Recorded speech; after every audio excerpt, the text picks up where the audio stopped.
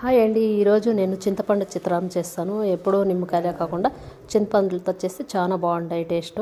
చూడండి, చింతపండు ముందుగా నానబెట్టుకునేసి ఇప్పుడు బండ్లు పెట్టుకొని ఆయిల్ వేసుకొని ఆవాలు శనగపాయలు వేసేసుకొని ఉల్లిపాయలు చిన్నగా తరుక్కొని అవి కూడా వేసేసి కొంచెం ఫ్రై అయ్యాక కొంచెం కరివేపాకు పచ్చి కరివేపాకు వేసుకొని అలా ఎండుమిరపకాయలు వేసుకుంటే చాలా బాగుంటాయి టేస్ట్. పచ్చిమిరపకాయల కన్నా కొద్దిగా పసుపు, దాంట్లోకి కొద్దిగా సాల్ట్ అన్నీ వేసేసి వేయించుకోనాలా.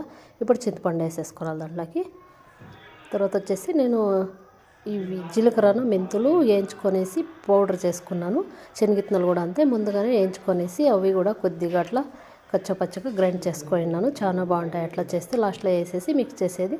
ఇప్పుడు చిత్రాన్నం వేసి కలిపేసేది, రైస్ వేసి. నేనైతే చేపలు స్టాక్ పెట్టుకుంటాను ఫ్రిడ్జ్లో. ఇట్లా అన్నం తినేటప్పుడు ఇట్లా కొద్దిగా గోలించుకొని వేస్తాము, కబాబ్ చేసుకుంటాం మేము. మసాలా పెట్టేసి ముందునే పెట్టేసాను. ఓకే ఫ్రెండ్, బాయ్, రెడీ అయిపోయింది.